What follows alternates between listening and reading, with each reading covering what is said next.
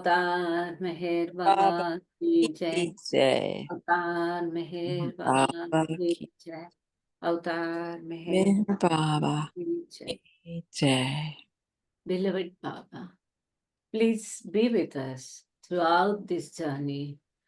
Help us and guide us. Jai Baba. Jai Baba. Help God.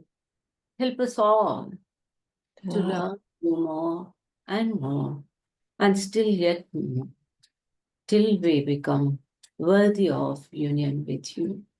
And help us all to hold fast to Baba's Daman till the very end.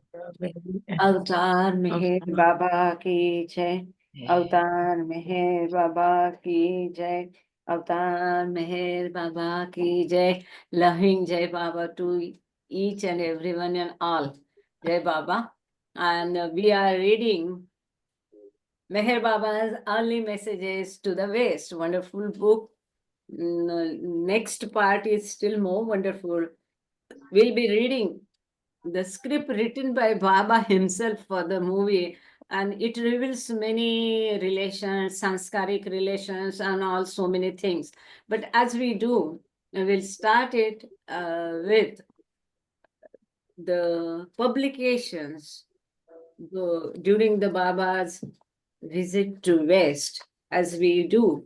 So 3 pages each meeting we are reading whatever is was news and magazines, newsletters they have published when Baba visited West. So whether it is Daily Mirror, Daily Sketch, all those magazines and newspapers. So we'll start with that reading.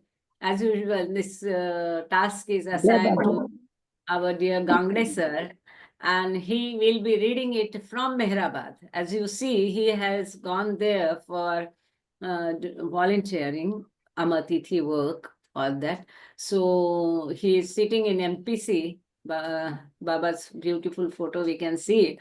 And he will be reading these pages, and I'll try to uh, present them also, share them also.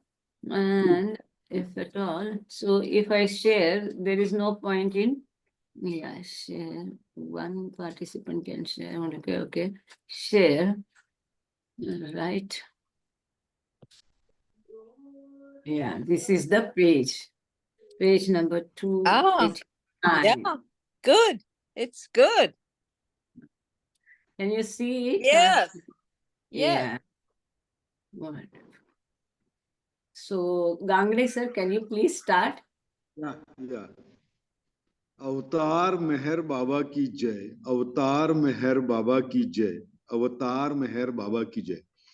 This is from Daily Mirror, Thursday, April 7, 1932. The title is Indian Messiah Visiting England to Raise the Dead if Necessary. And then below is a picture.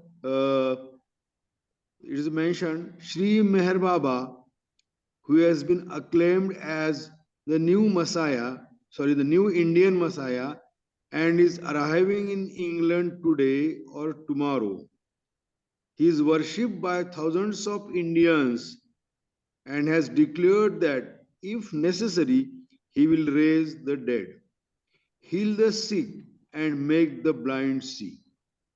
During his stay in this country, Gandhi has visited him for spiritual guidance. It is stated, however, that is it okay? Yes, yes. Absolutely okay. I think we are repeating this. This is because the picture is Baba sitting. It is Mehrabad cave. The cave Yeah. was artificially Yes. made, and Baba is sitting there. Here, this picture is a rare picture. Baba sitting in the cave, and all the arrangements there made. This is Mehrabad Hill.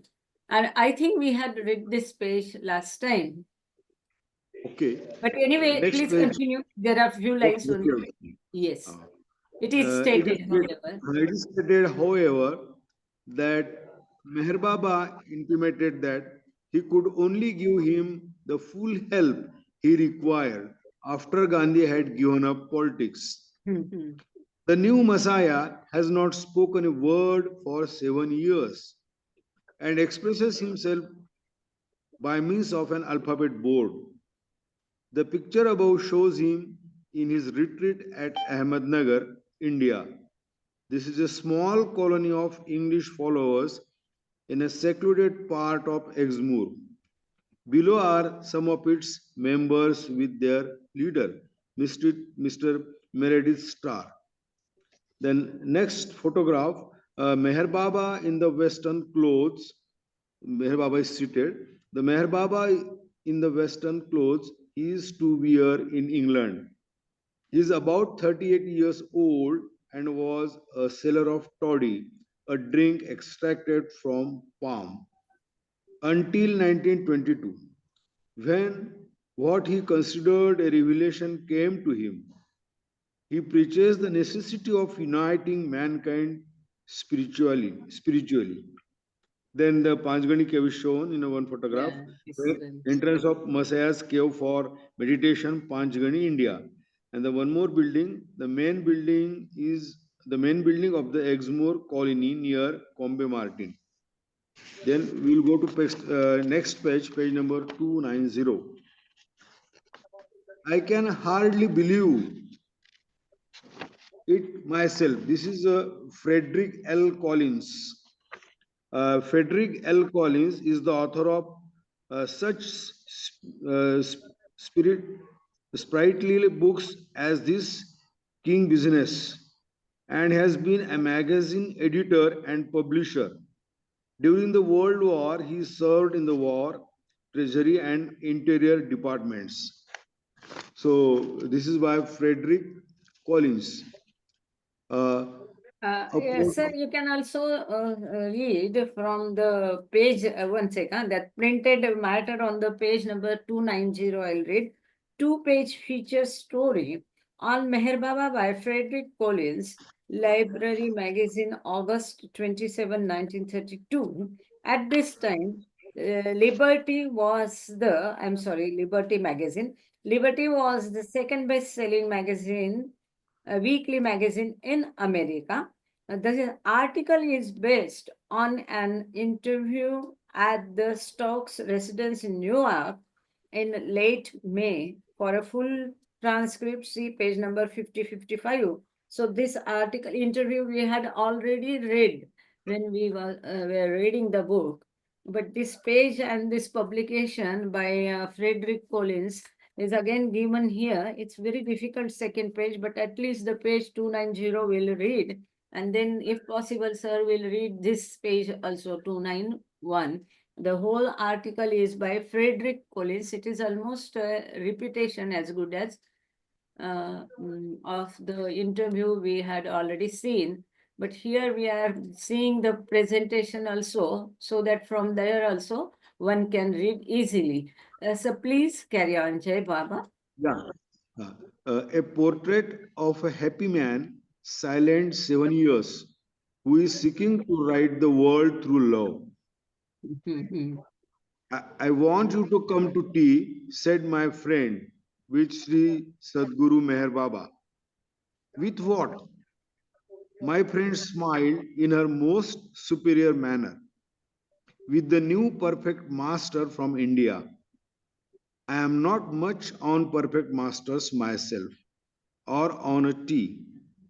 But my friend was insistent, so off we went to visit her globe-trotting Parsi. But in the taxi cab, my reluctance grew into a sort of terror. What language does this friend of yours speak? I asked. He doesn't speak at all, was the reply. He hasn't spoken for 7 years. The interview was looking sorer and sorer to me. What did you say his name was? Asked in desperation. My companion was very patient. She said, which means sir.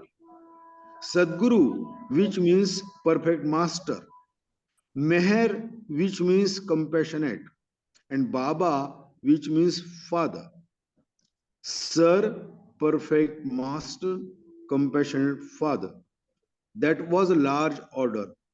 But I must say that Sri Sadguru Meher Baba, in spite of the fact that he had dressed up 40 in an imitation chinchilla coat and light gray flannel pants, looked every inch the part. Not very many inches to be sure. For Baba, that is what I decided to call him, was small in the Oriental fashion, yet somehow strangely impressive. How, in such a get-up, he managed to be anything but funny was more than I could see. Certainly, it was not the sartorial or tonsorial effect of Sri Sadguru Meher Baba as he sat draped over the soft red upholstery of Mrs.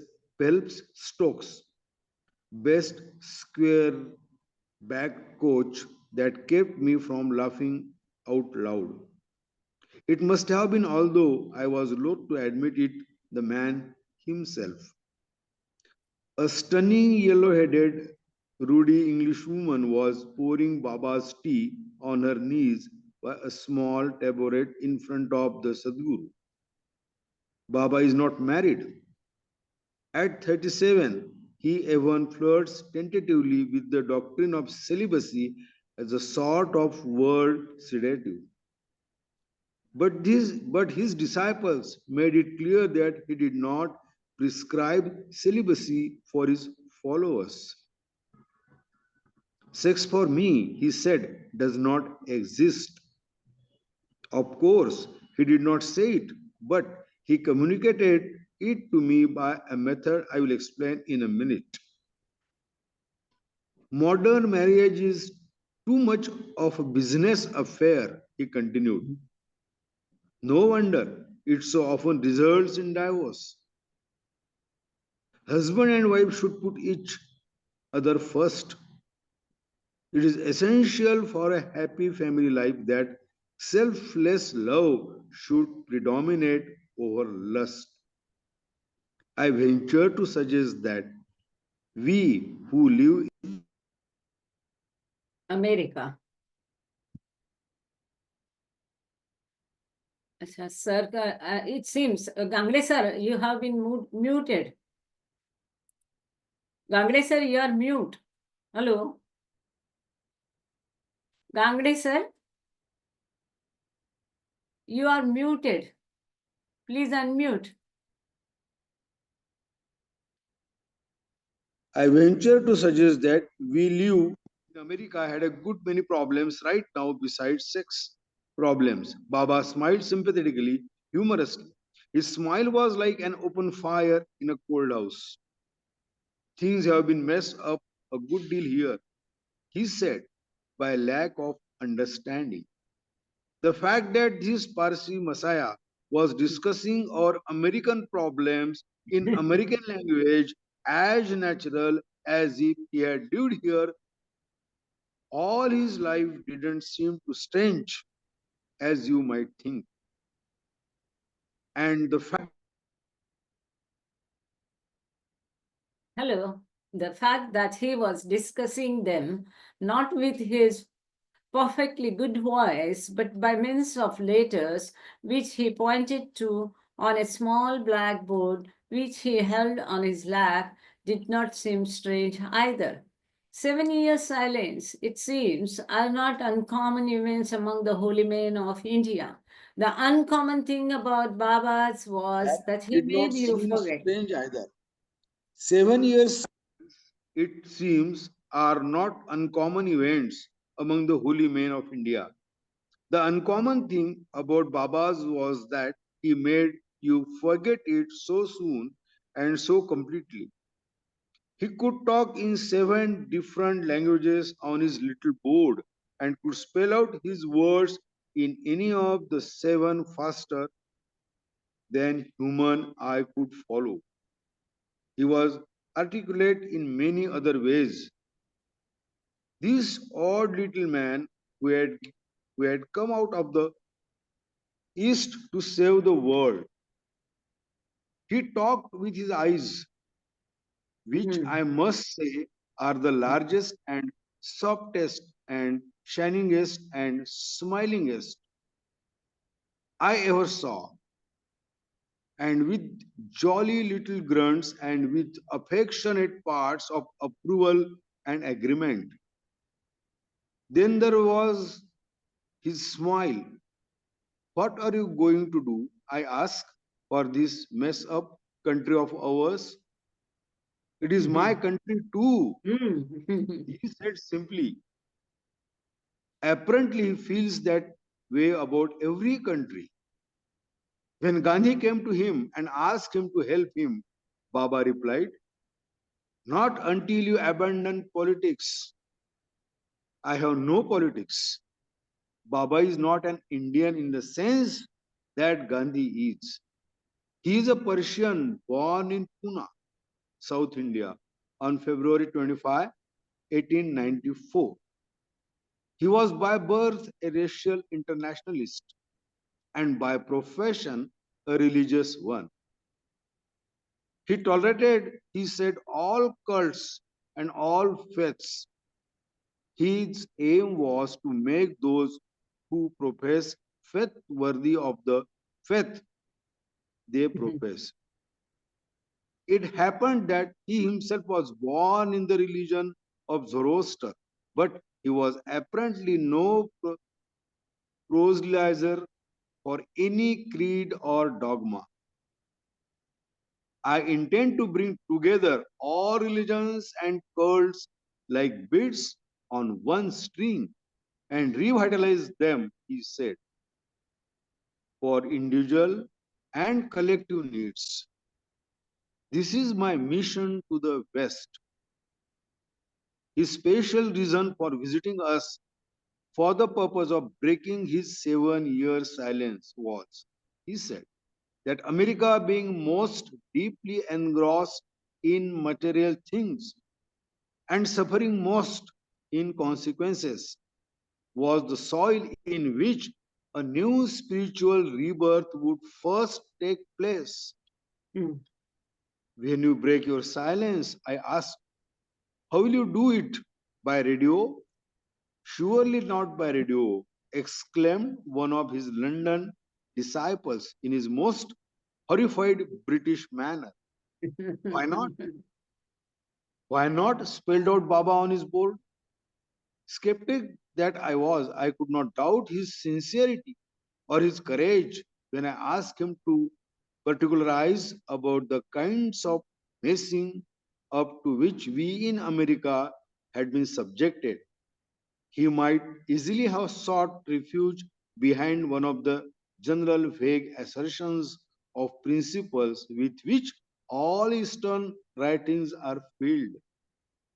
America has a great energy, he said, but a great deal of it is misdirected, and misdirected energy produces destructive complexes, and these in turn produce fear, greed, lust, and anger, which result in moral and spiritual decay. Those are strong words I have protested. He smiled reassuringly. He certainly could do wonders with that smile. Is your aim to help us with our spiritual problems or our practical problems? I asked. Our spiritual problems are our practical ones. And just now, how do you intend to help? The help I will give will reduce a change of heart in Yes. thousands. Oh, sorry. Hmm. I will give will produce a change of heart in thousands, and then right thinking and living will result automatically. Will that solve the depression problem? Hmm. It will solve every problem. Prohibition? Yes. and the problem behind prohibition. He said, I do not believe in drink and none of my followers drink. But I know that prohibition should never have been put in effect the way it was, all at once. Yes, spirit should have been barred, but not beer and wine. Then we might have had a law that could be enforced as it is. We have a law which makes money for dishonest officials and increases all vices everywhere. You may not agree with this opinion, but at least it is an opinion. I had to admit that. For all his 7 years silence,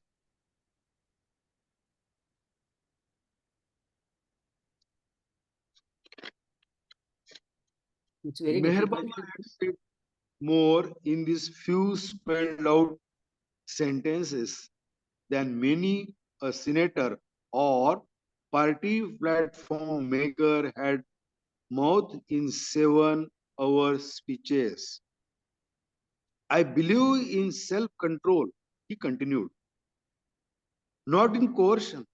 Coercion is based on operation and results in fear and hatred. Self control requires courage and may be induced by love. We will do many things for those whom we love, which we would not ordinarily do, which we would not ordinarily have the strength of mind and power to do. How many habits have been able to break through love, which we would never have, and the strength to break without love. And when the love is universal love, all habits which are detrimental either to the individual or to the social order will be dissolved in its light. It is the same way with this economic situation you were asking me about, he added. There is a very close connection between man's character and his circumstances, between his internal environment of thoughts and desires and his external environment. As within, so without is the law. If we are dissatisfied with our environment, it is usually because we do not know how to adjust ourselves properly to the environment. Instead of thinking, how can I get out of this, and becoming discouraged or depressed, we should think, what is the lesson I should learn from this experience? Poverty, if cheerfully endured, provided one does one's best to find work, develops humility and patience, and can greatly assist spiritual progress. It is a test of character. I know it is difficult to be cheerful when starving, but all the worthwhile things are difficult. Even millionaires are unhappy unless they have learned to think and live right. I asked him if he thought a general acceptance of his doctrine of love would bring about a more equitable distribution of what you and I need every day, money. It must, he It replied. must. It must, he replied. Suppose we all loved each other as deeply as we now love the one whom we love best. The most natural desire of love is to share what one has with the beloved. The desire to share with everyone would produce a condition under which it would be a disgrace It's great. rather than it would be a disgrace rather than an honor for anyone to possess more than anyone else. Sex, prohibition, poverty, all were to be banished by love. Do you expect to do this all at once? I asked. No, but sooner than you think, people will respond. Why? They will have to. He did not explain, but he didn't need to. I knew he would say that the compelling force would be love. What are you going to do first? I asked. Go to China, but I shall come right back. I am only staying there a day. I knew he had recently come 16,000 miles from his native India by way of Port Said, Marseilles, Southampton, and Greenwich Village, and now he was planning to go to China just for a day. To China by way of Hollywood and Honolulu. I want to lay a complete cable, he said, between the East and the West. I did not laugh. I might have half an hour before, I am sure. I would have 3 years before, when the gospel of acquisitiveness was saving or enslaving the world. But now, God knows we need a cable layer, a Sadguru, a perfect master, someone to lead us out of the slog of materialistic despond. And if he comes in the guise of a mustachioed Parsi, mustachioed Parsi, in an imitation fur pajama, jacket, and grey flannel pants, who cares? And after all, why shouldn't he? In his ashram in India, Meherkrupa. You want to listen to what? What is it? She just talking about Baba in a different way. Jai Baba Rosa. Mm. Yes, sir. Please continue. in his ashram in India, an ashram is a sort of retreat. Baba is treated almost as an god. Listen to the words of a disciple. The devotion inspired by Sri Meher Baba has to be seen to be believed. Practically everyone in the ashram would have laid down his life for the master. A glance or a touch from him was more esteemed than a handful of jewels. Mm. Even at a slight Reproof. reproof, men have been known to sob for days. Mm. Oh, that's all right for India, you say. But this, well, here he was, this perfect master, in his doubtful chinchilla jacket on Mrs. Phelpstock's square backed sofa. And there was I, the unbeliever, sitting joyously beside him. He just looked at me and smiled. I think I smiled too. We sat that way a long time. I know you will laugh, but we did. Baba believes in meditation, and when you are with him, you believe as Baba does. I can hardly believe it now, but I distinctly remember I was having a good time. Mm. Everybody does have a good time with Baba, for he is that rare being, a happy man. That's the end of page number 291. Thank you, Jai Yeah. Mer Baba. Thank you, Gangre sir. And now we will continue our regular routine, that is sayings, and that I will have to share as Betty is not there.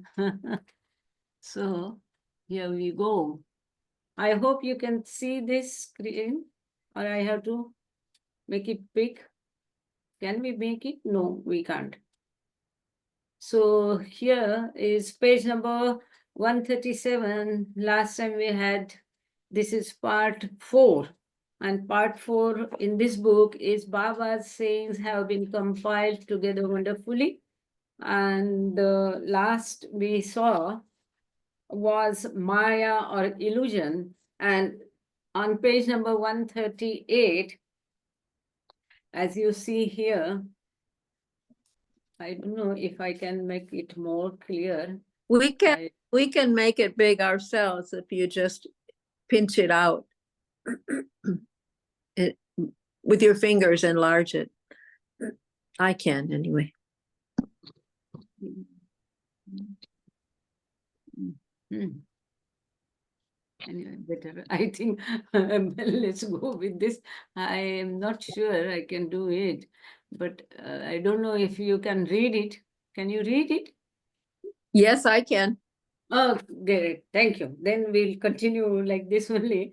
So the footnote of that chapter was remaining. We'll read that footnote, which is very, very important regarding Maya and illusion and all what we saw last time. And that relation, this footnote we'll see. And then we will read part 5, that the spiritual planes, the mind and subtle spheres, all the sayings in the form of sayings it is given. It is wonderful. But first we'll read this notes.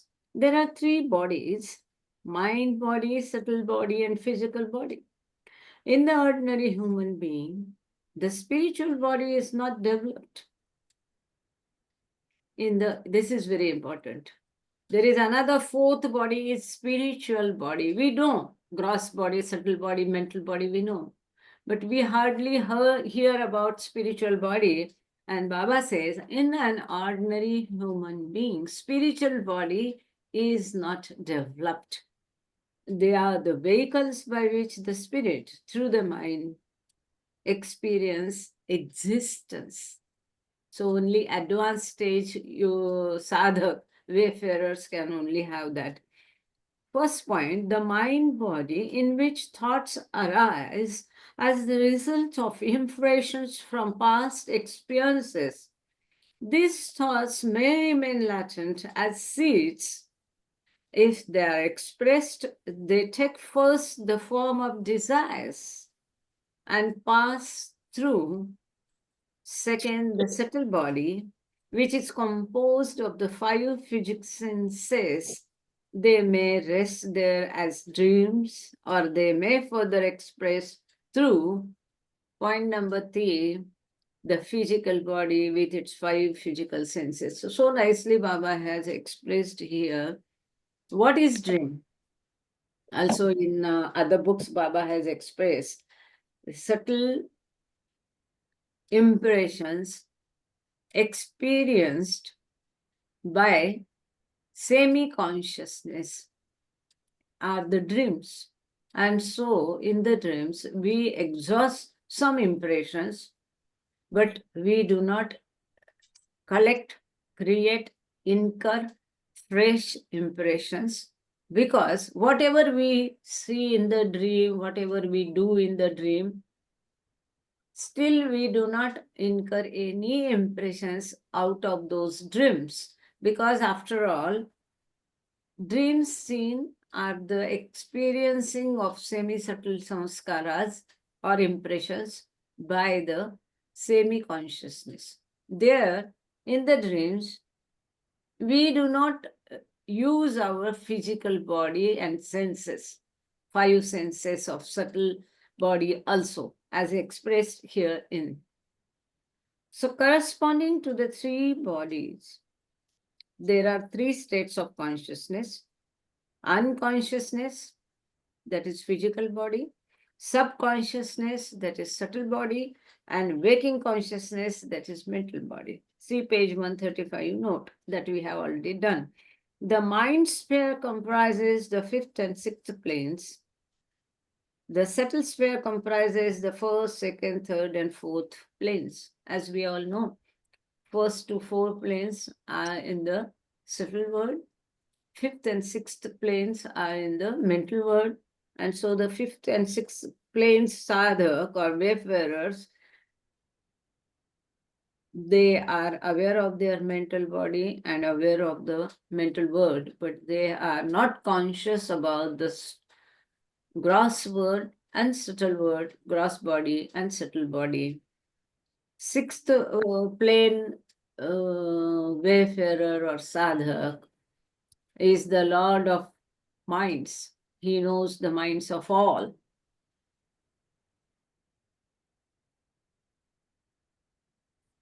The seven planes of consciousness are intellect first, then second, lower inspiration, third, intuition, fourth, insight, are the fourth plane which tempts the aspirant with its supernatural powers from drawing near to God.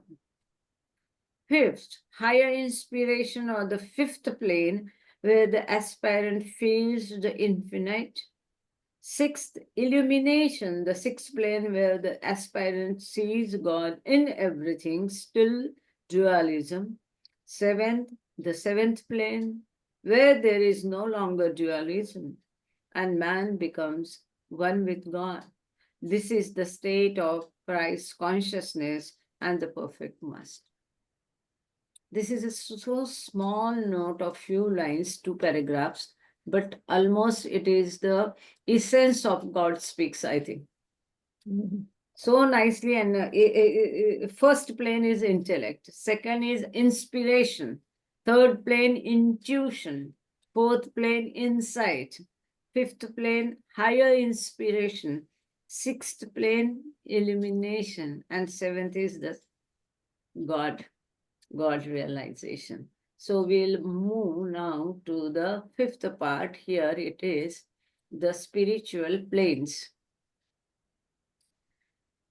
Whatever Baba said about the spiritual planes has been given here in the same way as Baba said, because it comes under the part sayings, Baba's sayings, the mind and the subtle sphere. You have within yourself the Paramatma, the planes, the planets, and the entire universe. But you do not know it. They are within you, but you do not see them there, because you see only without and not the real self within. It is so nice, so wonderful, because you are God in reality. The truth is, we all are God. But we don't know that. We do not realize that. And what is God? Everything is in God. There is nothing out of God. All the planets, all the planes, all the good, all the bad, entire universe is in God. Nothing is out of God. So if we are God and everything is in God, so the same way everything is in us also. If we are God, the whole universe, planets and planes, everything is within us. It's not out of us. Again, 3 curtains, the gross, the subtle and the mind, intervene between man and the real truth or Paramatma. When you remove the subtle curtain, you act through the mind alone. When you are free of the mind, when you are free of the mind curtain, you become one with the Paramatma, Manonash, annihilation of mind. Once the mind goes, we will realize our own real self, that is God. So this gross body, gross word, subtle body, subtle word, mental body, mental word, these are the curtains between us and God. Once all this goes, we will realize God, and that will be God realization. The difference between Antardrishti, spiritual insight, and Atman Drishti, spiritual sight, is great indeed.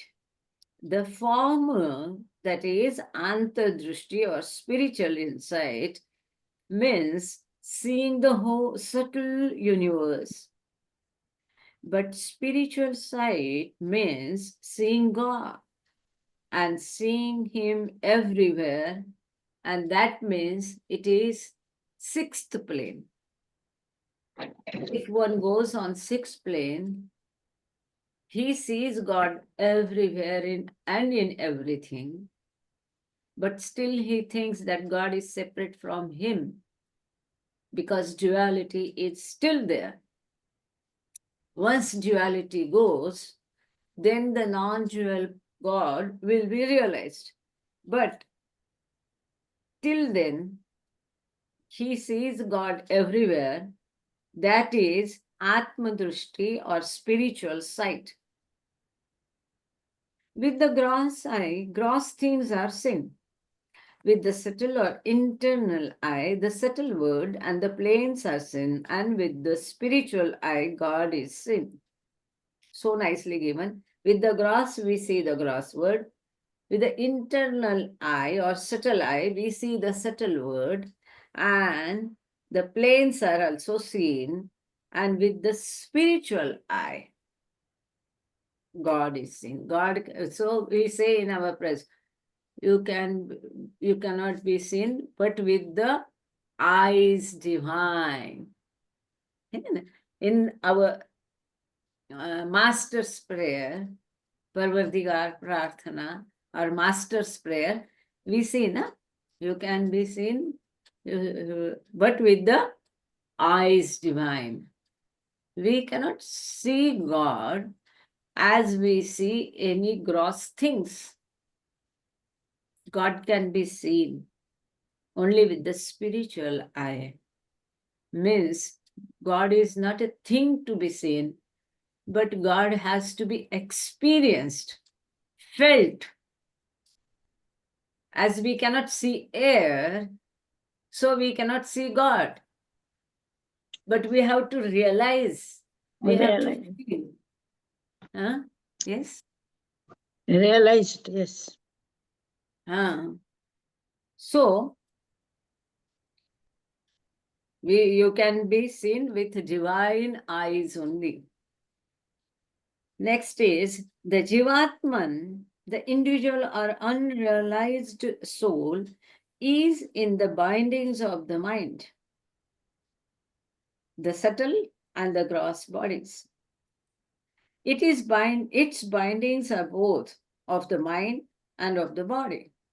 But when the Jivatma crosses these bindings and becomes Shivatma, the realized soul, one with God, there are no desires left. So this is about the journey of Paramatma, then Atma, then again Paramatma, and then Shivatma. So from oversoul comes the soul or Jivatma. From soul, again he becomes the oversoul, and then he becomes the perfect master. So this is the journey, Jivatma, Paramatma, and Shivatma. So Jivatma means soul, means we all ordinary human beings. We are unrealized soul, we are individuals, and we are bound by the mind, subtle body, and gross bodies. These bindings are of mind as well as this body also. When these bindings are crossed, gross bindings, body bindings, mind bindings, then the soul becomes oversoul or Shivatma, the realized one. He becomes one with the God where no desires are left. Next is the page number 140. Oh, I forgot to scroll it down. I'm sorry. So this is 140. 140. Yes, this is 140. It is only one.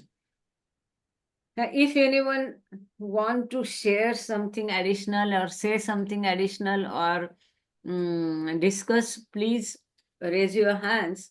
Because now when I'm doing screen share and also reading, hardly I can see if someone says something. You can please raise your hand if you want to share, because this is very important topic.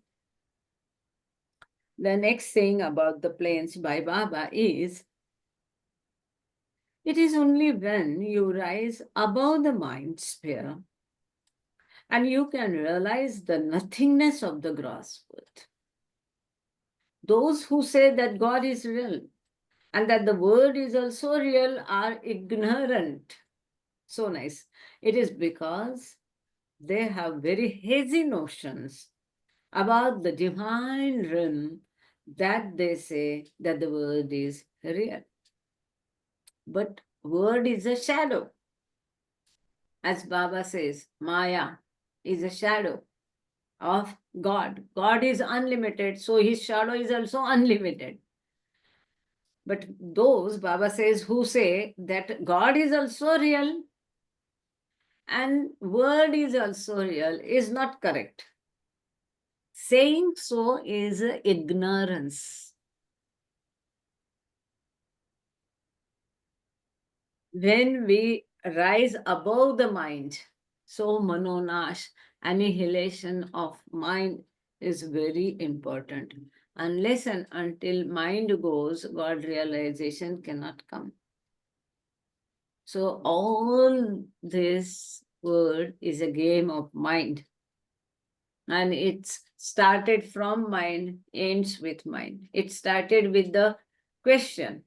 Where the question arises? In the mind. Who am I? Was the question. That was the beginning. That was the start. That was the start of the big game and play of mind. And it will end only when mind goes. Annihilation of mind or mononash. So all this is a game of mind. Next, in the ordinary sense of the word, it is correct to call very fine substances such as ether, atoms, vibrations, light, and space subtle. They are unquestionably matter, though in a very fine form.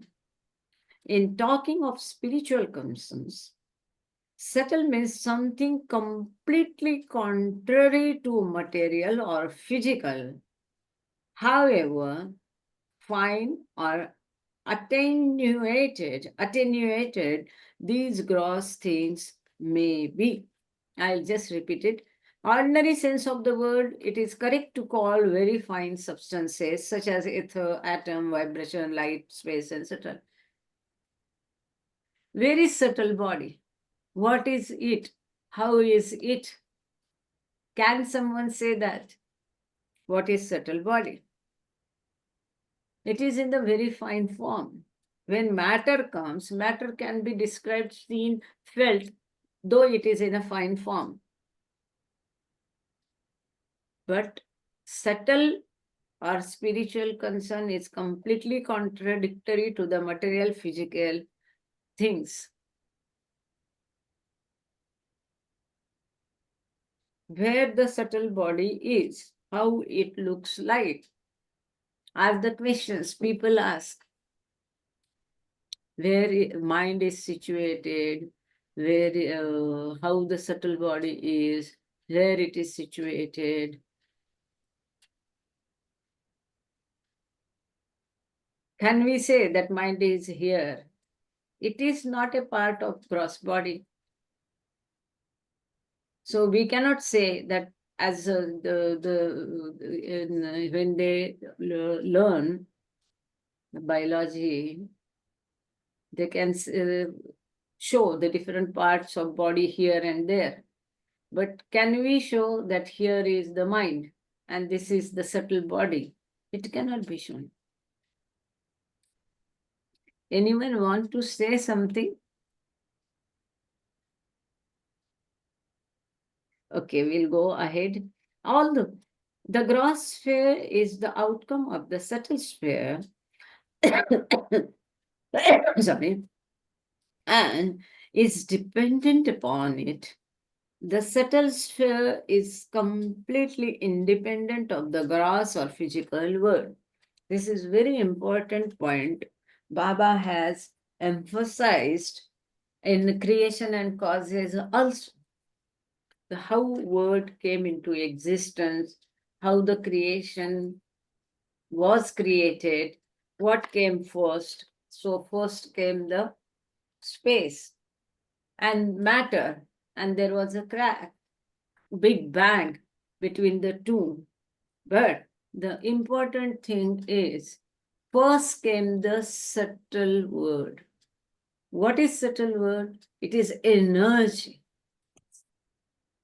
And this energy is the base or foundation for the gross word. Without energy, there cannot be gross word. In every being, life is there. Then what is life? It's energy. That means that is subtle. What is subtle word? Is energy or prana, what we call. So this subtle word, first came the subtle word and then came the gross word. The subtle word is the foundation, base of the gross word. But subtle word is independent. Its foundation can be mental word. But subtle word is not dependent on gross word. Gross word is dependent on subtle word. If there is no energy, the gross word will not exist without the life. Life means energy means subtle word. Spirit communication is the experience of the semi-subtle by the physical senses in the conscious state. It is not a sign of advancement on the divine path and has nothing to do with its goal, gnosis. Very important. Spirit communication. People sometimes do not. Some people might have read that book of Nan Umbriger, Sounds of Silence, talking to the spirits and all that. It is not a spiritual, it has nothing to do with spirituality.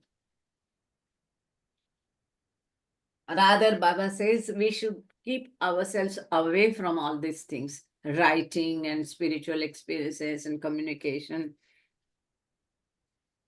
Because it is, after all, written by some hand, read by some eyes, means physical senses only. So it is not an sign of advancement on the spiritual path. It has nothing to do with spirituality. This is very important. Semi-advanced spiritual aspirants, yogis, see semi-advanced spiritual aspirants, yogis, see truth through multicolored glasses. Sadgurus or perfect masters need no glasses at all because they are truth incarnate. Those who are wayfarers or sadhak on the spiritual path, they see things with multicolored glasses because finally, after all, even if someone is on the plane, he or she is in this illusory world, in this Maya world. But so is not the case with the perfect masters or Sadgurus because they are God incarnate, truth incarnate, God incarnate. They need no glasses. Page number 141. Yes, here the superhuman powers. I don't know how to make it bigger, but going on at least. The page number 141, next saying is the superhuman powers which yogis seem to possess. Yogis means, here is a footnote for yogis. Yogis means the fourth plane is also called the yogic plane because those that reach it can perform wonders. It is a snare. Yogis should not be confounded with the saints. Yogis are only on the path, but saints means sixth plane, they are called the saints. So the superhuman powers which yogis seem to possess are not really their own. It is not their inherited by them. They are borrowed by them from the Sadgurus, whose powers are their own. To exercise these gifts, the yogis have to make tremendous efforts, but Sadgurus exercise them automatically whenever the need arises. This point Baba has made very clear in Creation and Causes. How the powers are used by the various hierarchy, spiritual hierarchy, we can say, because powers of Avatar and Sadgurus are their own powers, tremendous powers. But so is not the case with the other yogis and fifth and sixth plane. They just borrow from others. Then next saying, miracles, whether performed by perfect masters or by yogis, are mere illusions in comparison with the everlasting truth and are not more real than the shadows of the world. Miracles have got no importance at all. Baba has always emphasized, don't come to me just for miracles. If by hearing of the miracle, if you are coming to me and you are bowing down to me, that bowing down is done for that miracle, but not to me. So miracle is again, Baba says, I have come to take you out of this illusion. Doing some miracle and giving you some worldly benefits means again making these chains of bindings of illusion more tight on you. That I don't want to do, Baba says. So he always says, don't expect any miracles. I do not do any miracles. Doing miracles means again pushing you into this illusion and Mayavi word for that which Baba has not come. So these miracles performed by anyone, whether perfect masters or yogis, are mere illusion in comparison with the everlasting truth and not more real than the shadows of this world. But in discourses, Baba also says, none of the perfect master and avatar does miracles just for the sake of illusion. If at all any miracle is done, it is only with the spiritual aim or for the spiritual benefit. Suppose someone is feeling very bored in this path, lagging behind, or there are chances, advanced soul, there are chances he may drift away and go to the illusory world again. In that case, just to encourage that soul, some miracle might be done. But then ultimate aim of that miracle will be spiritual only. It will be done only for the spiritual benefit. Then next again on miracle. Miracles performed by yogis are essentially selfish, as they are invariably based on personal egoistic motives. Whereas the miracles of Sadgurus, here again, miracles, there is one footnote. Miracle is karamat. We all know miracles, so need not be explained. And then miracles by Sadguru, Mojezas. Okay. So whereas the miracles of Sadgurus or perfect masters are absolutely selfless, as they are based on the principle of giving a spiritual push to humanity. If any yogi, aspirant, wayfarer, or someone on the spiritual path, saint or fourth plane, fifth plane, fifth plane never do any miracle. Baba has made it very clear. Because now they are fully aware of God. They don't want to do any interference of God's handlings, God's work. They know whatever is happening is by God's will. so they do not interfere in God's working.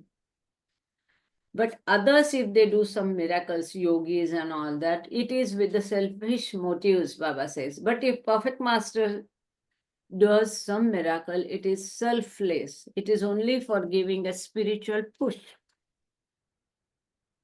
Just as the unreality of a dream is only appreciated on waking from sleep, so to experience the gross creation with all its apparent realities and tangibilities as a mere vacant dream, one has to be fully conscious of the subtle and mind sphere. It is awakening, what Baba says. As we awake from the dream, it is awakening from our this consciousness of these worldly matters. When a person is in yoga samadhi, his mind is temporarily dead, but his intellect and egoism are there just the same. And no sooner does the state of samadhi pass than his egoism begins to work. Nirvikalpa samadhi is higher than and quite different from the yoga samadhi. Before a person can expect to enjoy nirvikalpa samadhi, his intellect, oh, I'm sorry, I'll change the page. Here we are. Before a person can expect to enjoy nirvikalpa samadhi, his intellect and egoism must disappear in order to make room for jnana or real spiritual knowledge. Now, for real spiritual knowledge, there is a footnote. Real spiritual knowledge, samadhi, absorption, contemplation, or mind immersed in complete stillness is samadhi, spiritual knowledge. Unconscious samadhi, as in normal sound sleep. And yoga samadhi brought about by yogis through concentration or pranayam.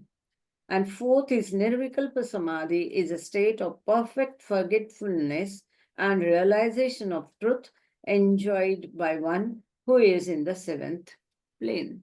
So, nirvikalpa and nirvana samadhi. It is all about this. When a person is yoga samadhi, Baba says, there are yogic processes. And with that, the mind is stopped forcefully and artificially. As soon as that effect goes, the mind bounces back with double force. So Baba has never recommended for yogic kriyas because it will be all, mind will be dead temporarily. It will not be permanent. Whereas then in that case, intellect is still there alive, egoism is also there, and rather most often it is blotted. The ego is enhanced during such yogic kriyas, yogic processes.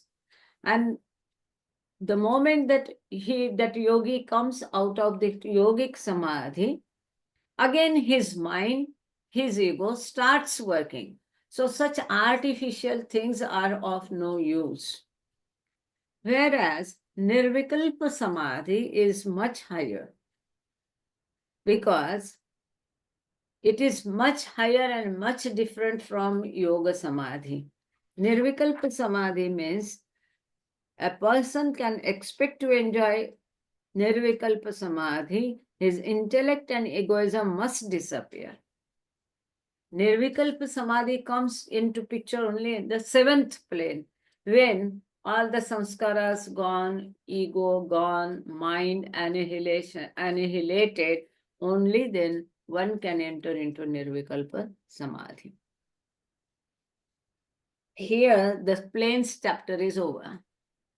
Now there are proverbs where we will look forward for more shares and inputs by all, so it will become more lively. Otherwise, there are chances people may go to sleep while hearing.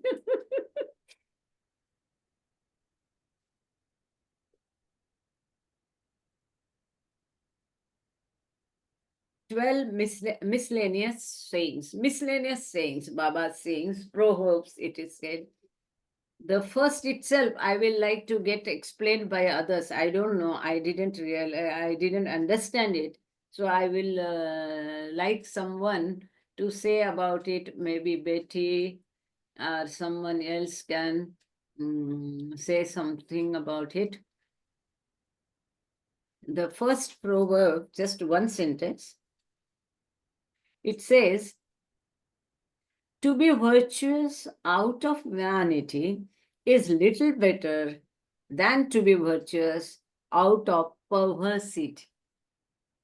Now, just for Indian audience, I will, these few words I will just tell in Hindi also.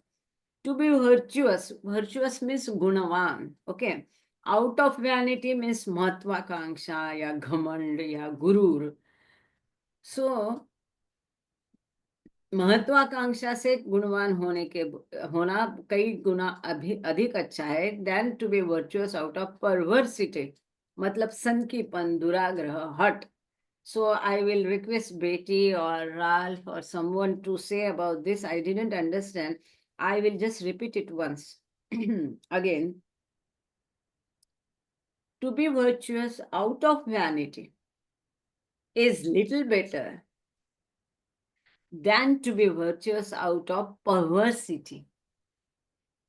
What it means and why Baba says so and what is it for, I didn't understand.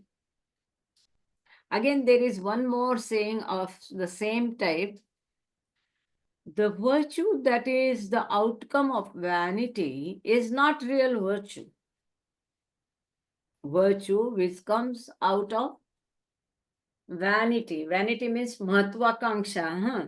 The virtue that is the outcome of vanity is not real virtue. Just anai hai.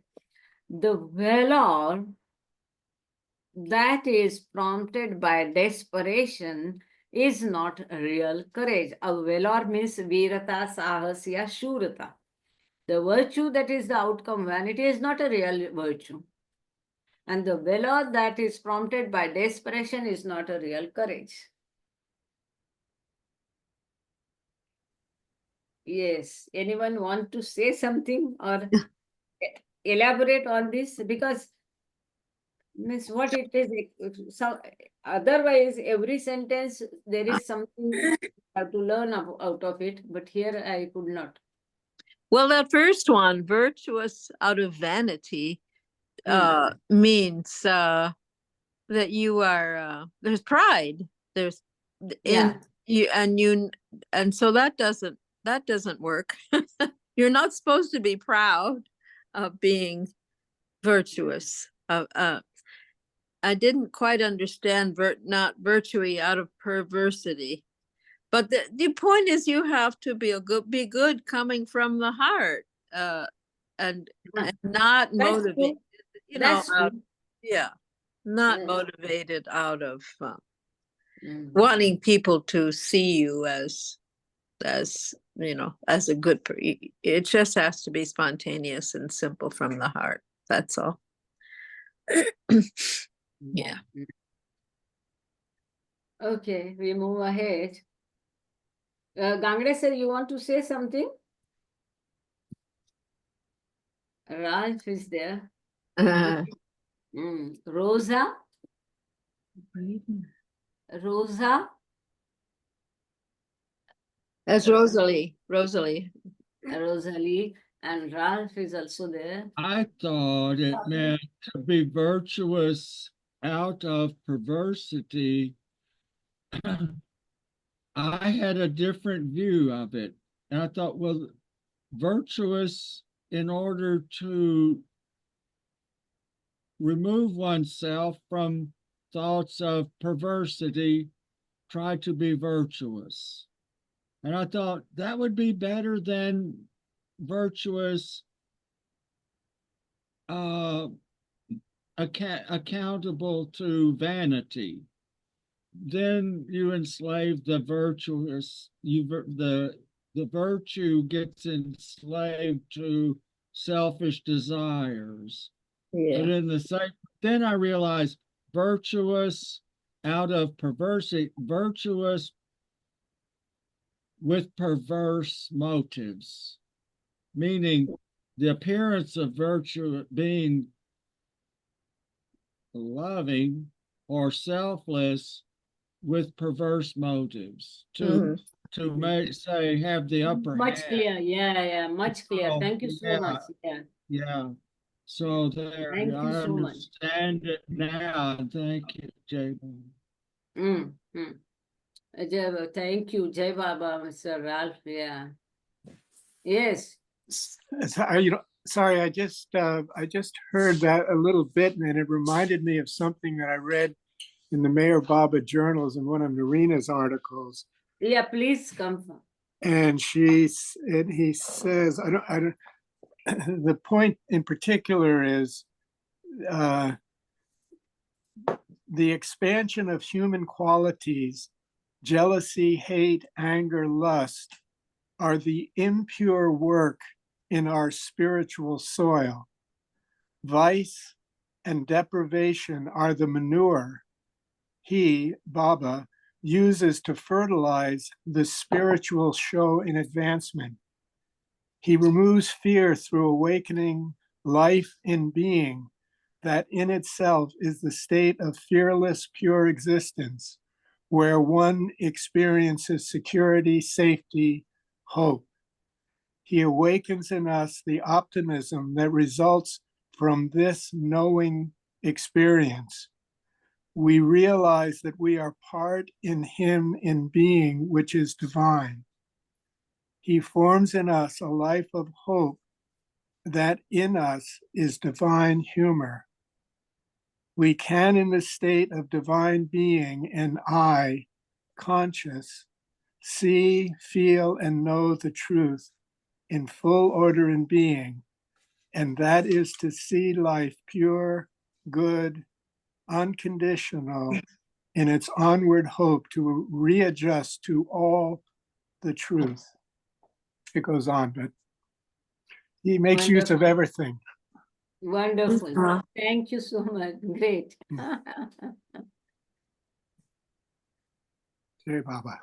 Jai Baba. Jai Baba. Hmm.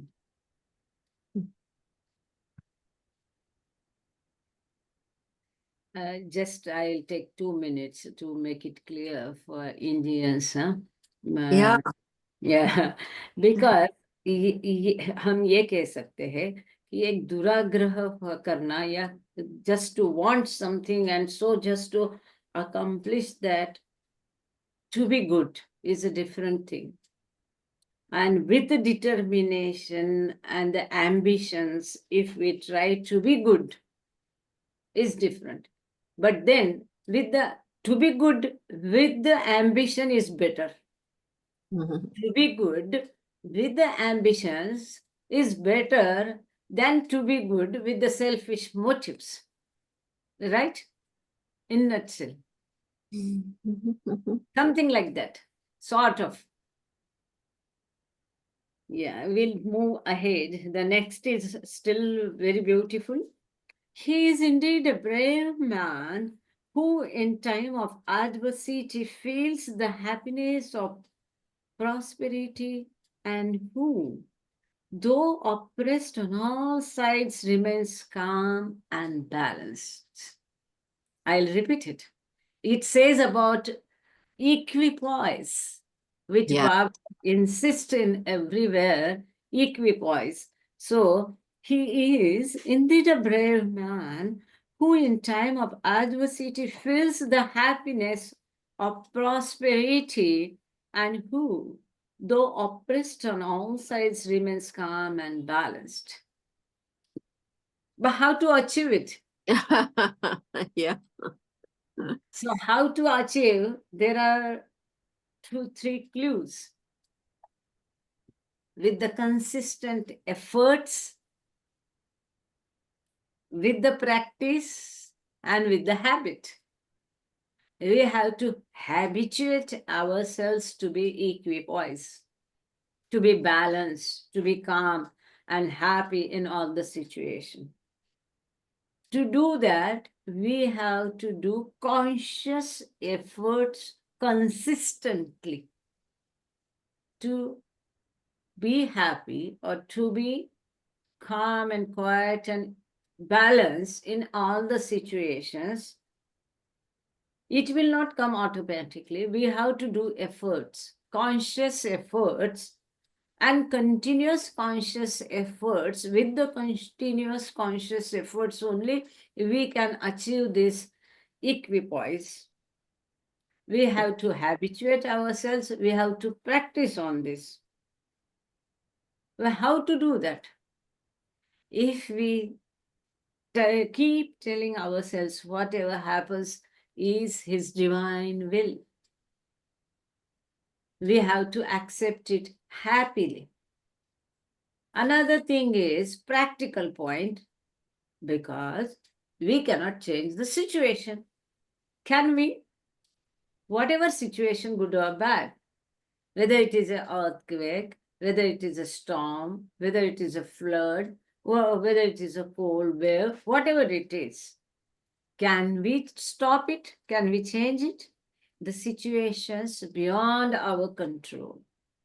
Whatever happens in our life also, can we have a control? Maybe with the conscious efforts, our next life, whatever now we will see, sow the seeds, will bear the fruit for the next life. But whatever happening in this life, we have already sown the seeds and we are getting the fruits of that. That what is happening in this life, we cannot change. The situation we cannot change. Anyone's death, anyone's birth, we can't change it. So we have to accept it. If we cannot change it, practically also, better to accept it happily. If we don't accept it happily, we grudge and we force and we struggle and all that, we will make ourselves miserable and we'll be prey of high BP, sugar and whatnot. So better to be calm and quiet. If this is not working, then the third solution is, this is all illusion. Whatever happens, good or bad, is ultimately a play of illusion. Why to give importance to this? It is not a truth. It is all illusion. So why to worry? Why to be painful?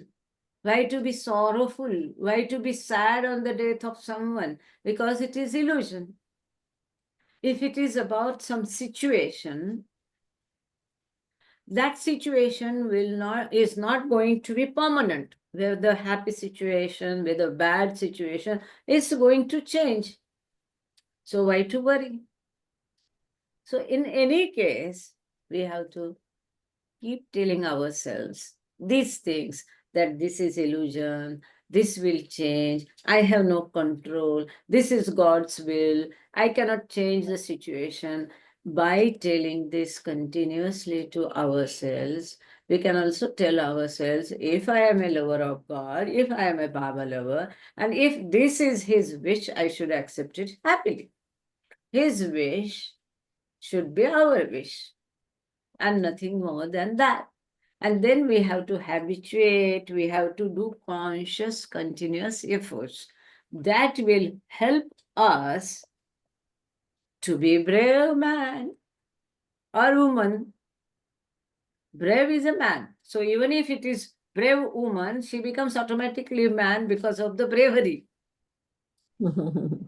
Right? So this will help us to be equipoised, happy, even though we are oppressed from all sides, to remain calm and balanced. Is it not? Mm-hmm. Yeah.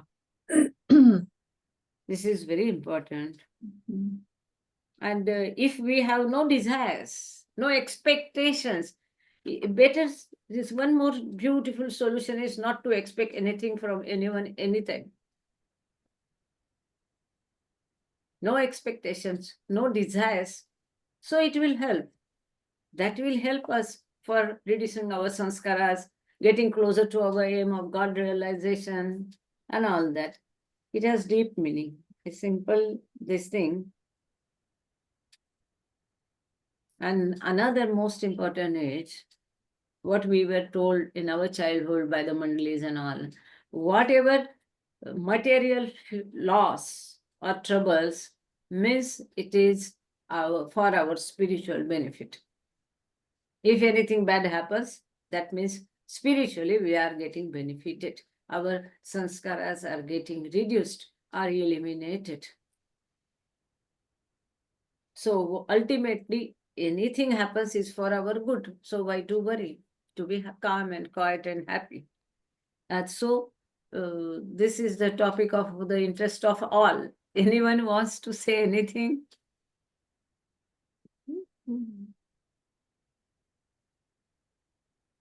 Betty, Rosa, Raj, anyone from West, anyone from East? East I think it's just always remembering when life gets difficult, or not to get excited and worried. I think it's a slow, very gradual process of Yeah, being what's the word, relaxed, I guess, or reminding yourself it will, whatever it is, it will pass, for one thing. And it doesn't help to be all angry or excited or get in that excited state. It doesn't, it's just remembering Baba, constant remembrance. Yeah. exactly. Mm. Baba says, think of me, Mm. then all your worries will vanish, will go as if there were no worries. Mhm. Hello, can you hear me? Yes, Jai Baba. Can you hear me, please? Yes. Yes, we can hear you. Please speak out. Yeah, so yeah, you can tell the story of a king and his prime minister whose finger is cut in a forest by the dacoits. A king with his prime minister went to a forest, and the resident there cut his finger. That story you can tell it. For the diversity feels the happiness of prosperity. Who through this can. एक राजा आणि वजीर जेव्हा जंगलात गेले होते, त्यांना त्यातल्या त्या आदिवासी लोकांनी लुटलं आणि त्या राजाची अगोदर करंगळी कापल्या गेली होती. तर तो वजीर म्हणाला होता की बा चांगलं झालं म्हणून. ती गोष्ट आठवते का तुम्हाला? No, I don't know. Can you tell that story in short? हा, मराठीत सांगतो मी, एकदम मला इंग्रजी बोलणं एकदम जमत नाहीये. मराठीत सांगू का? Tell me in short. Then what happens next? I got that much. Then, okay, for all I'll tell you that he tells that there is some story. He says that the king had gone in the forest with his Before minister, and his finger was cut. Okay. yeah, The Mm. before going king, to forest, and the forest. prime minister said that it is Yes, all Sushma, our do you know that property. story? Yeah. Ah, He cut, the finger was cut, the lion came, and he was actually king, not prime minister. King was there, and then his assistant was there. He went away. He ran away to the kingdom, and he leaving this king there only. When the lion came, he saw the finger is cut, so he has not eaten him, and he has gone away. That is what he is saying. It is all for the best. Oh. Yeah, okay, got it. Thank you. Hope all got it. I didn't get it. Mhm. Did the lion eat the king, or what happened? The No, lion ate. the king had Hello. Not No. There was a prime minister and a king. Before going to forest, by the accident, the king cut his finger. What the prime minister says that whatsoever happens, is for the betterment. It is, yeah. Ah, so when they went to forest, they are attacked by the dacoits. Oh, And when the dacoits tried to काय म्हणतात त्याला बळी देणार देवीला to offer go as a goat to that deity, but seeing that his finger is cut, they avoid it. And when when the king comes to his house, and before that, the king as the prime minister was jailed for saying that thing, that what had all happens is for his goodness. And when when the king comes back, he releases the prime minister, and he says, he says, good, but what about you? I have jailed you. So prime minister says, that is for my betterment. If I would have gone with you, I was a full person without any damage to my body, I would have been sacrificed. So whatever happens for our good, that is the, I feel that adversity feeds the happiness of prosperity. Okay, got it. Thank you. Did you get it, Raz? I hate to say, I got the point. They Yeah, went that's in- what. the prime minister and the king went into the forest and they were attacked by dacoits, Right. bad guys, thieves. Then what happened? So, I got lost. Then I got lost. I don't know what. okay. I'll narrate it. So, that community, they grabbed the king, and the custom is to offer the human being as a sacrifice to their goddess. But as his finger was cut, which cannot be offered to God. And Because he- it's not perfect. Cut Yeah. finger is imperfect. they didn't offer to God, they didn't cut him to the death, is the point. Yeah. Yeah.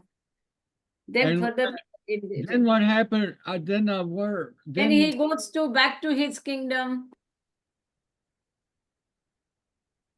uh, Yeah. Yeah. When he goes असू दे back आता. to हा, असू दे. he releases his prime minister from the jail. And he says that whatever happened is for good for me. But what about you, Mr. Prime Minister? Why you were jailed? So he says that if I would have accompanied you, I would have been sacrificed. Being a good person, his body is not intact, he would have been offered as a sacrifice to God. And anyway. the servant of the prime minister ran away. He escaped from the dacoits, in other words. no, No? he would have been a sacrifice, I guess. But if he had not been jailed, it was Right. it was a good thing for him to be in jail. Because In short, to see good in every bad thing is the Ah, moral. okay. That's All all. right. Okay. How did the secretary get in jail? The guy. That's not important. Forget it. Okay. That I Yeah. can do that. I can do that. Okay. Point is, he had a good attitude. His attitude was that it was he made a good he Example. Yes, out of right. Yeah. He reacted well, properly to adversity. Good. Thank you. So next one. As a tree is judged not by the size but by the quality of its fruits, so a man's worth should be judged not by his talents but by the use he makes of them. So whether he is living that spirituality or only just blah, blah, blah, blah. Practicality and spirituality. Mere description of a medicine will not cure you of any disease. Nor will mere hearing about saints make you saintly. To be cured, you must take medicine, and to become saintly, you must practice virtue. Only talking about the virtues or spirituality, theory is not sufficient. We have to practice it. The virtue, that is the outcome of vanity, is not real virtue. The valor that is prompted by a desperation is not a real courage, which we discussed already. Someone could have given the example, but anyway, I'll just complete these few sayings as we have run out of time. What food is to the body to some extent is to the soul. When food is thrown off in the form of refuse, you do not lament, neither should you mourn when the body is given up at death. Wow. This is wonderful, and in creation and causes also Baba has elaborated this point much. He says, as the food is for body, body is for soul. After eating food, we throw out the remaining part. We do not worry or mourn or become sad over it. So, when the body's work is over and body is dropped, so why to worry and mourn on the death of any human being? Nature never has been, never will be, and never is at war with man. Very, very important. Nature never has been, never will be, and never is at war with man. It seems as if she is at war with man because he violates her laws. No individual and no nation can break her laws with impunity. If we break the law of the nature, if you dishonor the nature, nature will not spare anyone. Nature in itself is not our enemy. But if we violate nature's laws, it will not spare us. And that is what nowadays we are seeing the whole world. Right. Is it not? Yes. Humanity should be considered the greatest test of civilization. Humanity should be considered the greatest test of civilization. He who is devoid of humanity should be considered a barbarian. Barbarian matlab jungli, huh? He who is devoid of humanity should be considered a barbarian, though a man may be very learned, very up to date in the worldly routine of life, and advanced in scientific knowledge. Yet, if he lacks humanity, he is still a barbarian. Next is very beautiful. Make use, when necessary, of modern civilization, but do not let it dominate you. Make use of civilization, but do not let it dominate you. Neither despise it, nor be repelled by it. And मतलब हिंदी में बोलूंगी, ना ही उसकी घृणा करना है modern civilisation की, ना ही उसको टालना है. So Baba in Listen Humanity, Baba has given, elaborated on this point very nicely. Science and spirituality. Baba says science and spirituality, science is not an enemy of spirituality.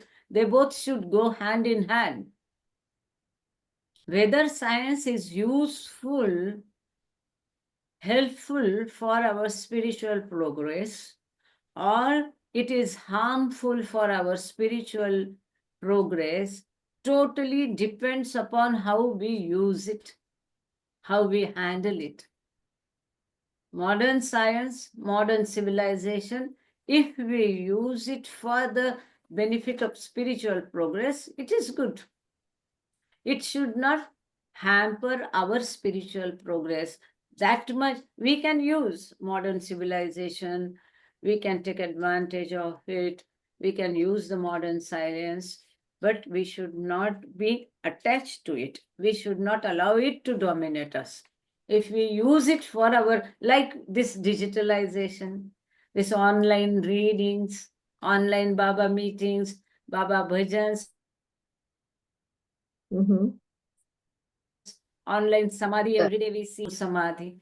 But because of this modern technique, every day, both the time, we can join in that samadhi prayers. This is a small example of modern civilization and spirituality, right? Yes, absolutely. Yeah. God is Prafulla Mokashi, will you like to say something? Prafulla Mokashi, 143. Have I changed the page? No, I have not. Sorry. Now I am changing it. Okay, next we'll go. India became depressed with the establishment of the depressed classes. When the depressed classes are raised up, India will find herself to be one of the greatest countries, if not the greatest in the world. Very good. Do not mistake verbosity for wisdom.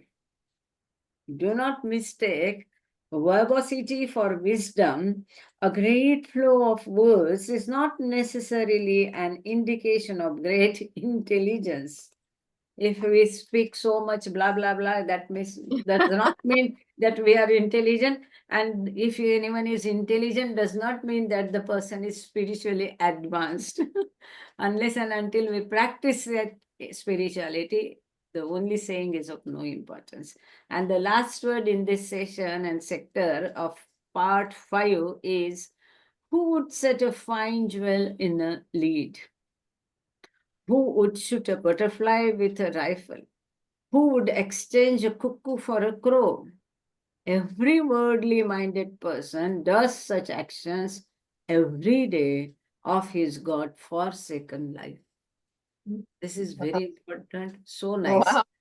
Wow. That's what. Who said that? It doesn't say. That's a great that's a great, Baba, all this, Baba. Yeah, all of it. Okay. all sayings of Baba. This is Who not would set a fine jewel in lead? Who would shoot a butterfly with a rifle? Who would exchange a cuckoo for a crow? Every worldly minded person does such actions every day of his God forsaken life. That's lovely. Wow.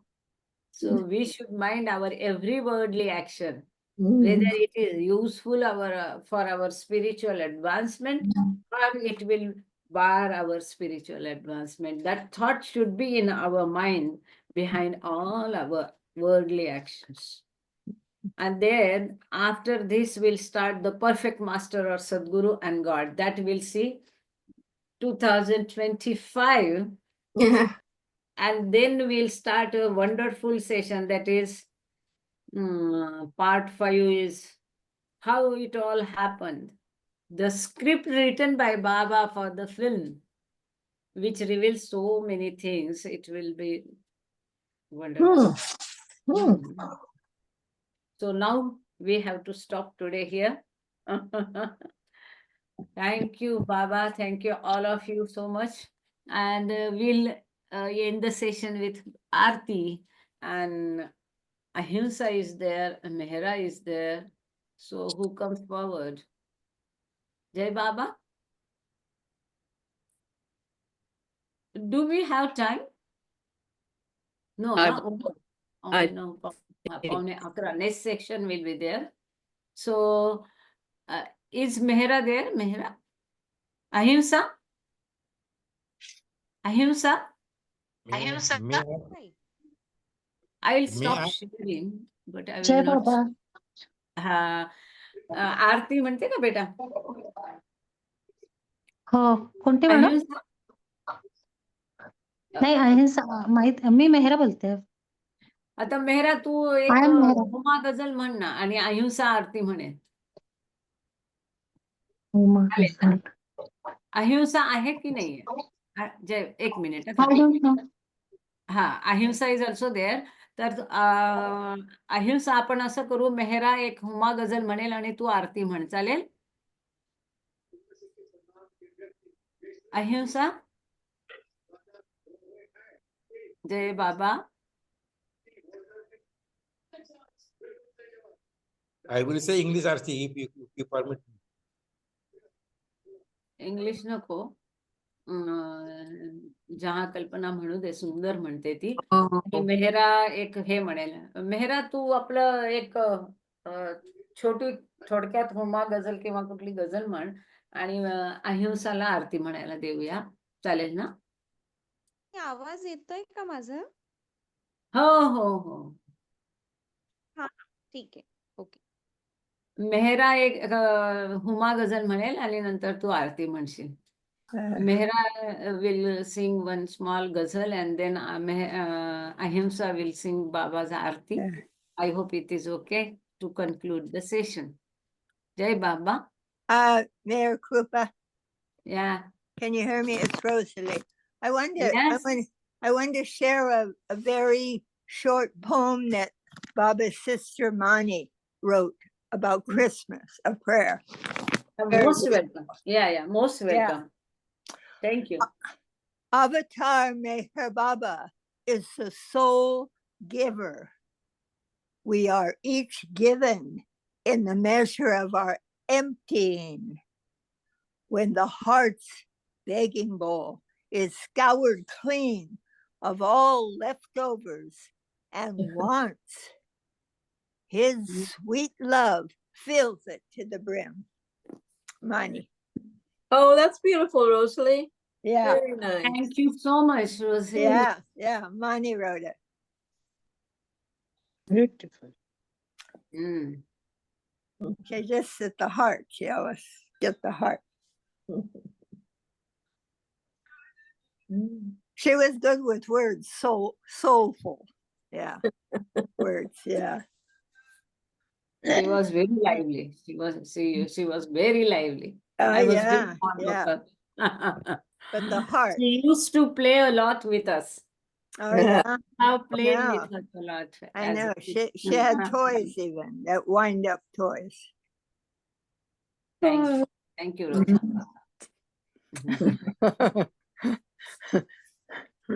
Betty, are you moved? Well, moving. You're moving.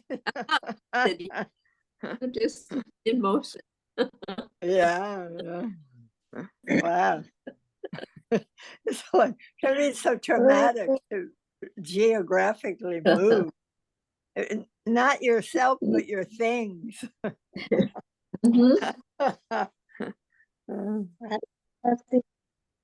Yeah, we hear one Huma Ghazal from Mehra Ramloka.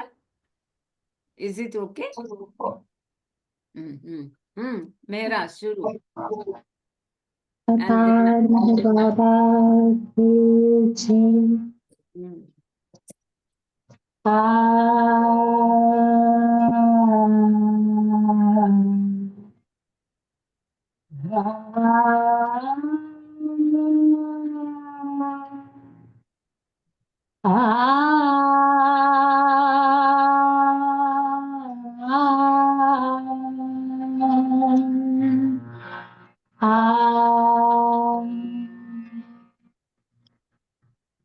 खुशी शरत के नव चमन में हरुति का जब बहार होगा खुशी शरत के नव चमन खुशी शरत के नव चमन में अरुषि का जब बहार होगा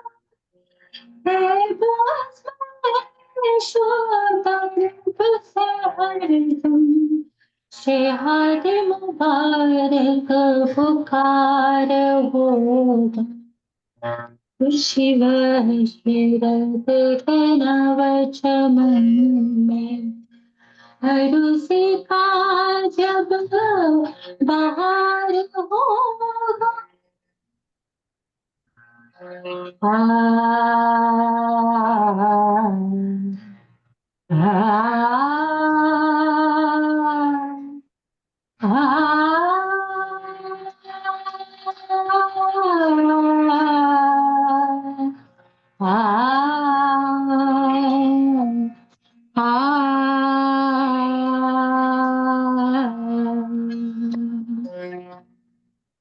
खुदा खुशी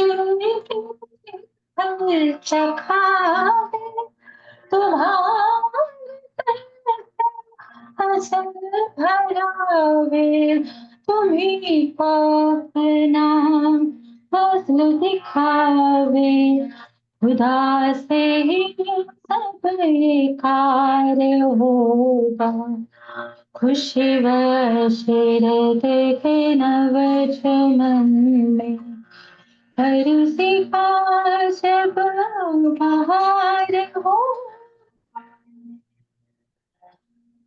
फना करे हक तुम्हारे गम दफा करे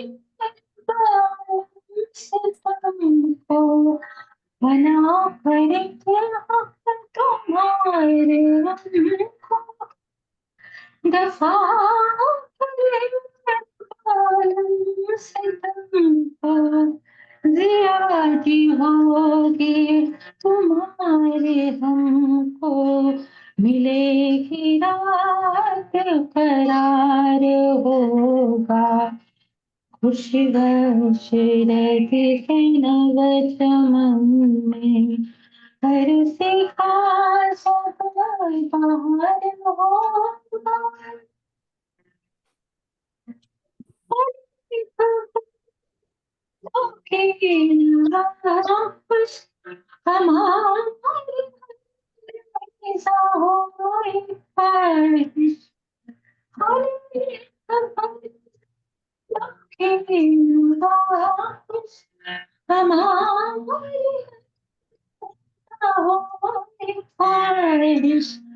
तुम्हारे मोहब्बत के हक में मदद को परवरदिगार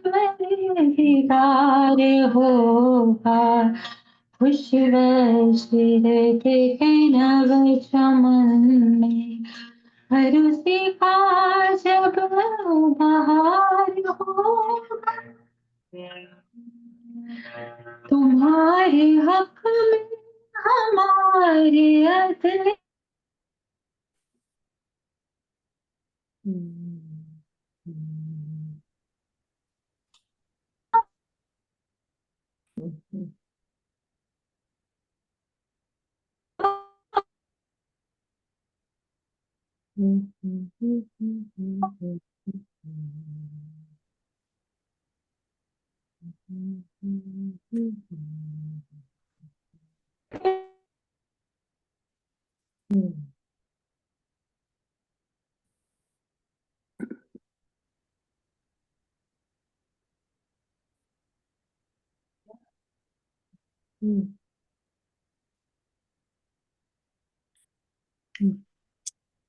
Is it audible?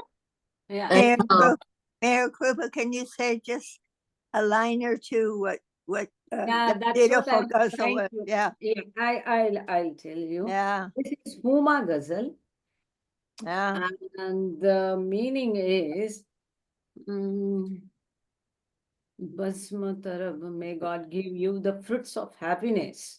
Fill your head with the thoughts of God. Show your first kindness to you. God will make all this funny right to your sorrow.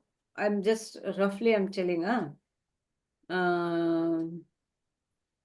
There will be a lot of life. You will get relief agreement. Be the new happiness of the spec. I'll go to the original one.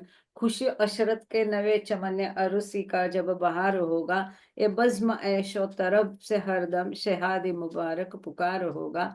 खुदा खुशी के ही फल चखावे तुम्हारे sir से, मतलब आपको sorry may God give you only happiness, तुम हो को अपना फजल दिखावे, मे गॉड ग्रेस यू, खुदा से ही सब ये कार होगा, God will only give this picture, do this all, फना करे हक तुम्हारे गम को, all your sorrows will become your happiness, दफा करे रब आलम सितम को, द गॉड में dispose of, extinguish, destroy and end all your sorrows, जियादी होगी तुम्हारे हमको, मिलेगी राहत करार होगा,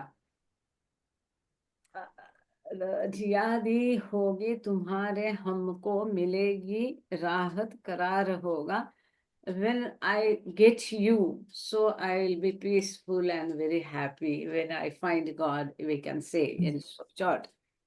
होने का फरजदों की नवा खुश, हमारी हर लहजा होए ख्वाहिश, होने का फरजंदों की नवा खुश, हमारी हर लहजा को होए ख्वाहिश. Every good person should be happy. This should be our wish.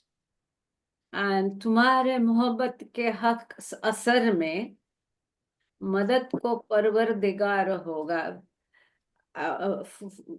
If you love, means I interpret like this, तुम्हारे मोहब्बत के हक असर में means as a right of your to your love, or for your divine love, you will get Parvardigar, you will get God only. That means if you love God, you will get God. Divine will give you God. तुम्हारे सोहबत में होगी बरकत, न होगा झगड़ा, न होगी हरकत. It's so nice. It's so rhythmic, no? तुम्हारे सोहबत में होगी. Baba has played the game of words. Beautiful game of words Baba has. He has played with the words so nicely, no?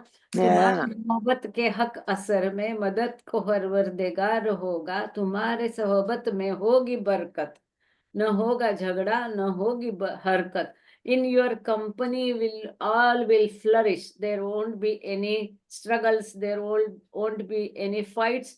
There won't be any objections. It will be all happiness in your company. If we are with him, if we are in his company, it will be all happiness. But if we are in the worldly matters, there will be all worries and all that.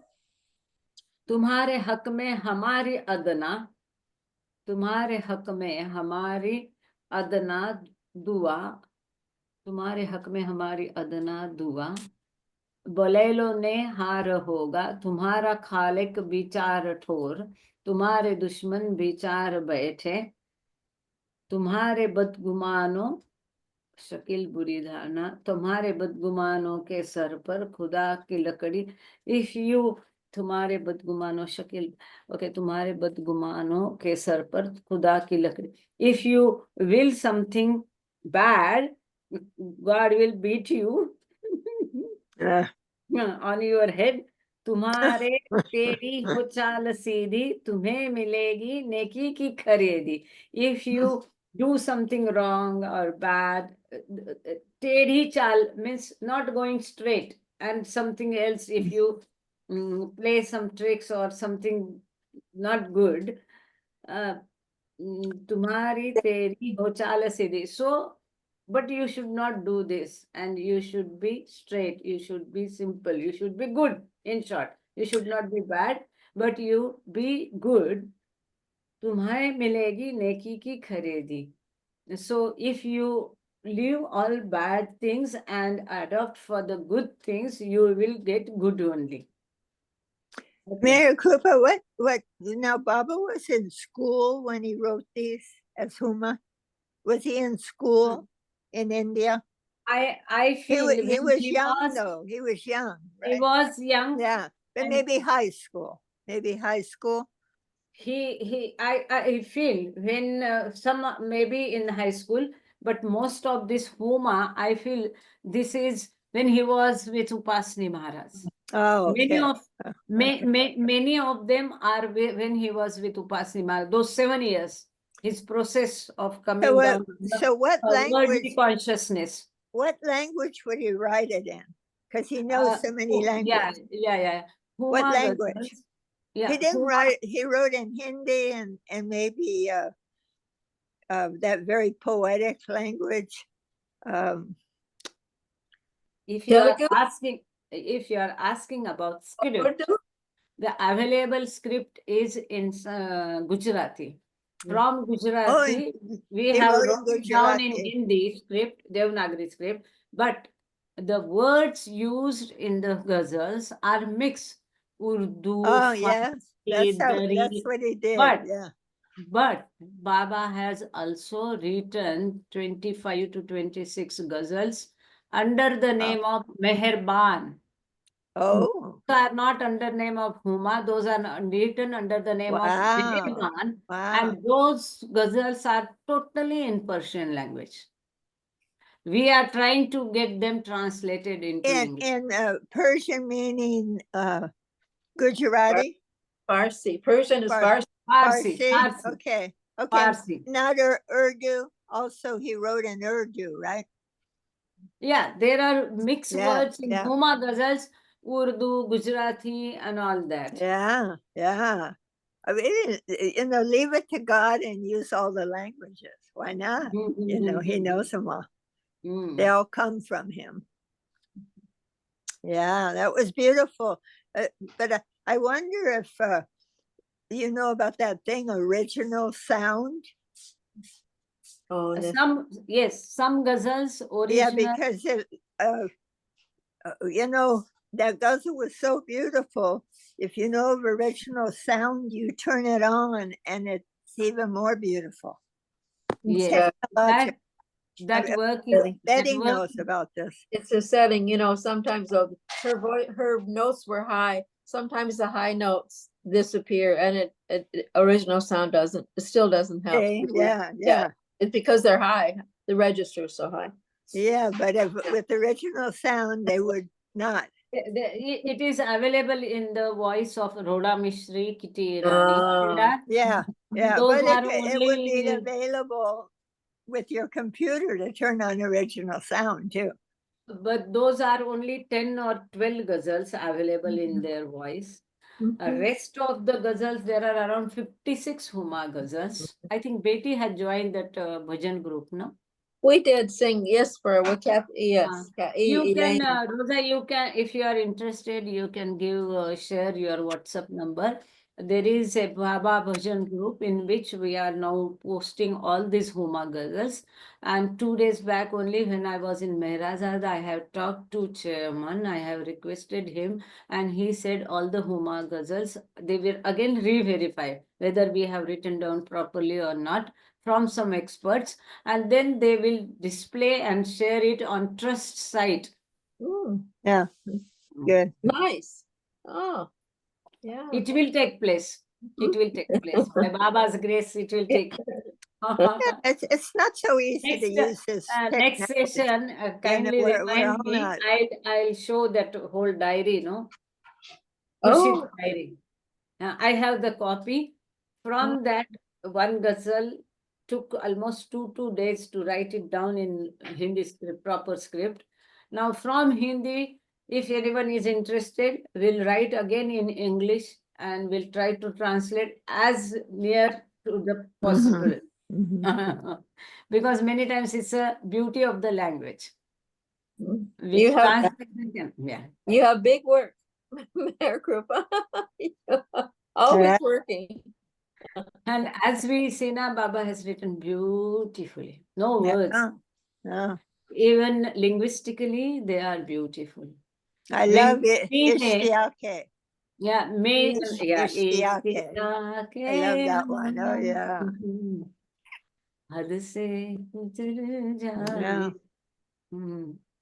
So when we understand the meaning, na, deep spiritual meaning, so lovely, simple words also, word game to is his, and when we write it down, that time itself automatically the rhythm will come. It is so rhythmic, so nicely he has written. I am just in love with this Baba's ghazals and songs. Yeah.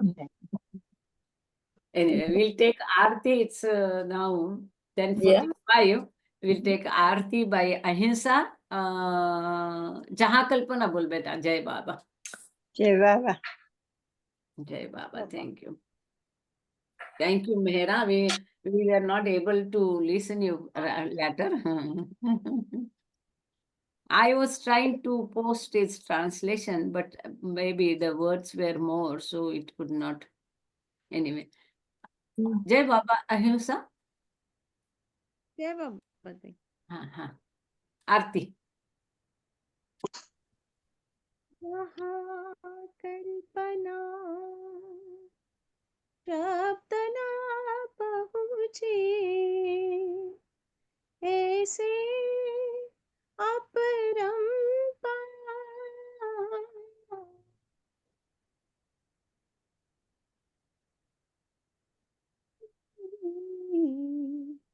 वेद पुकारे महिमा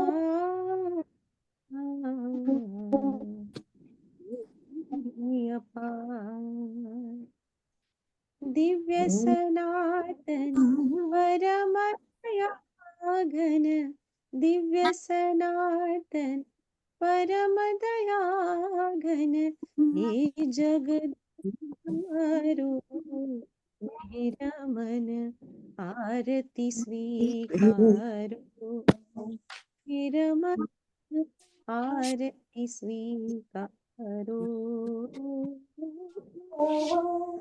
धूप चंदन चर्चाना भोग लगाना फूल चढ़ाना फूल चढ़ाना फूल चढ़ाना तुम्हारा ही तुमको लौटाना काहे बढ़ाई करूं मेरा मन आरती स्वीकारो मेरा मन आरती स्वीकारो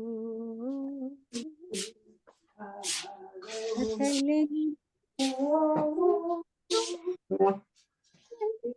सकल विश्व रणहारे हो तुम सम और नहीं तुम ही हो हे सत्य अवतारो मेरा मन आरती स्वीकारो मेरा मन आरती स्वीकारो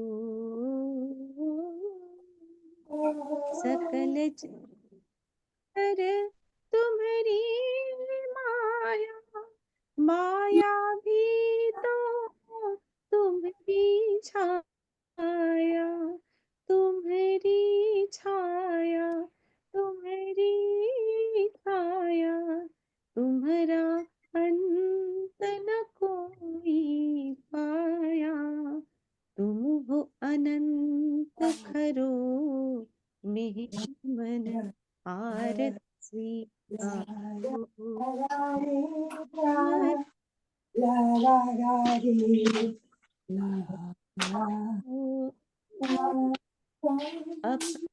वो जो नहीं जाने महिमा तुम्हारी क्या पहचाने क्या पहचाने क्या पहचाने जो कुछ भी कहते अनजाने गुण गाते तुम्हारो मेरा मन आरती स्वीकारो मेरा मन आरती स्वीकारो सीमा नाही तुम्हारी कृपा को, क्या कोई दे सकता प्रभु तुमको। भीख तुम्ही दो प्रेमी जनों को, नित्य तुम्हें सुमरो मेरा मन। आरती स्वीकारो मेरा मन, आरती स्वीकारो। दिव्य सनातन परम दया घन, दिव्य सनातन परम दया घन, हे जगदुधारो मेरा मन। आरती स्वीकारो मेरा मन, आरती स्वीकारो। बोलो अवतार की जय, अवतार मेहर मेहर बाबा बाबा की जय। की जय, अवतार मेहर बाबा की जय। Thank you all, thank you Baba सभी को। All happy new year to all. जय बाबा, जय बाबा, जय बाबा, जय प्रेम, बाबा। जय बाबा। Yeah, Baba. Thank you, Where, Meher. yes, hi, Rosie. What about your cramps now? You were saying on that day you are getting cramps.